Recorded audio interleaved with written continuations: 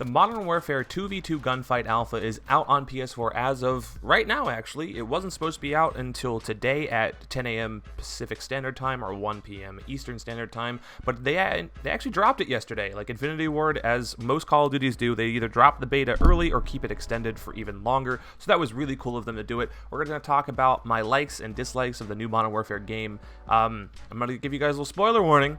It's a lot of likes and not a lot of dislikes for the first time in a long time for B4God games. Let's just get into it. This is going to be great. I'm really excited about this. So I actually had no idea this beta was coming out until I saw a tweet by Charlie Intella like a week ago saying that, hey, we're going to drop a beta. And I was like, oh, okay. So yesterday I completely forgot about it. I had an alarm set and everything, so I got that down, and it was quite surprising, honestly. The UI looks fantastic. The new menu system is fluid, and especially on a console like the PS4, it's really easy to get around with a controller, and it's actually easy to get around with a keyboard and mouse. Actually, they allow you to use a keyboard and mouse during this alpha. It will lock you to whatever input that you're using. If you're using keyboard and mouse, you play with other keyboard and mouse players. If you're using controller, you'll be locked in using controller against other controller people. So it's kind of like how Fortnite does it. Fortnite's really the only other game that I know of right now that does it the same way, where it locks by input. And this Modern Warfare 2v2 Alpha does have the support.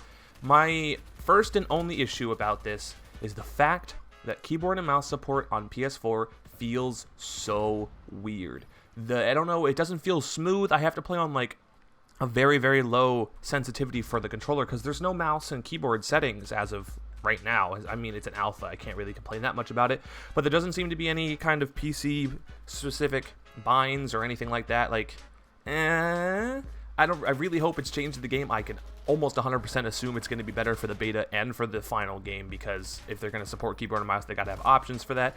But just as of right now for this alpha, my only negative thought is that keyboard and mouse feels jittery. It doesn't feel smooth. It feels like you're actually at a disadvantage sometimes because you can't get your exact and precise movements that you would think you'd be able to get on keyboard and mouse. Infinity Ward has been motoring around with this new engine that they've been using for the Modern Warfare games. It's absolutely amazing, actually. There's no discernible differences from really any other game nowadays. It's not clunky. The movement does not feel clunky at all. There was a really big issue, like people were having issues with like, yeah, this looks like it's going to move clunky. There's no way we're going to be able to move around like we did in the old games. That is not the case. You can jump, you can crouch, you can do anything really that you want. It's honestly a really great engine. The gunplay feels smooth. The throwing grenades and everything feels really great. I can't explain it to anything else, but it feels really smooth and it's really great to play. I would definitely think that this new engine is going to do wonders for this game. It feels like a brand new reimagining with the realistic gunplay and different things that you can do with that. Let's move on to the guns now. The guns feel awesome as well. Like, I can't really say anything bad about them. Some of the guns feel like really super powerful. Like if you're firing a Desert Eagle, your kickback on that and the recoil on that is going to be like huge. Like if you shoot multiple Deagle shots at the same time, you're probably not going to hit anything but the first shot. The Deagle is, I would almost borderline say, overpowered right now because it can one tap in certain situations. I think it's chest and above. It basically works like a sniper rifle. Shooting the Deagle, getting the crispy one Deagle like you can in CSGO is absolutely amazing. I like it a lot. It's really fun. The other guns like the M4A1 and the M14 feel like reimaginings of the ones from like Modern Warfare 2. The M14, oh, I love the M14 so much. It shoots just like it did. The M4A shoots just like it did. It feels like everything shoots like it does, but just a little bit better and just almost perfect. The gunplay feels great. The guns feel great, and everything is very balanced, honestly, except for like a couple, like the Deagle and the snipers are like really super powerful. I mean, they should be. They're one-shot weapons. They should feel strong, but I feel like there's a little tuning that can go in there, and honestly, again, this is an alpha. There's no way that they could think about all this stuff all that quick, but there's definitely some fine-tuning before the beta and full game, but right now the guns feel really, really good.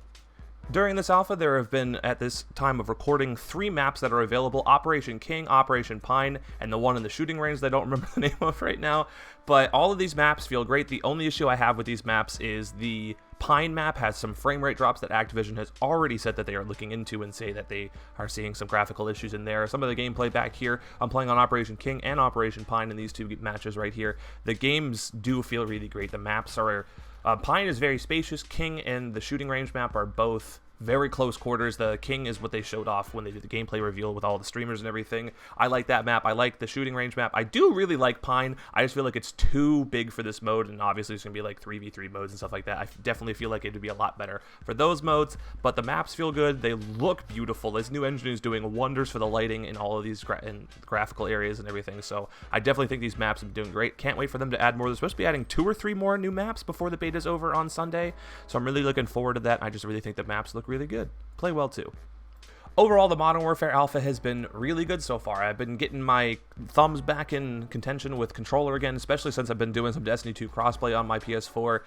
Getting back into feeling my thumbs and everything, like warming them up again, getting them all nice and ready to play some console games again. It's been a very long time since I played a console shooter, so I gotta get warmed up with that. Other than that, the Modern Warfare, I would definitely think that you should go download this if you have a PS4. It is PS4 only, unfortunately, so far, so if you don't have one, you can't play until the beta.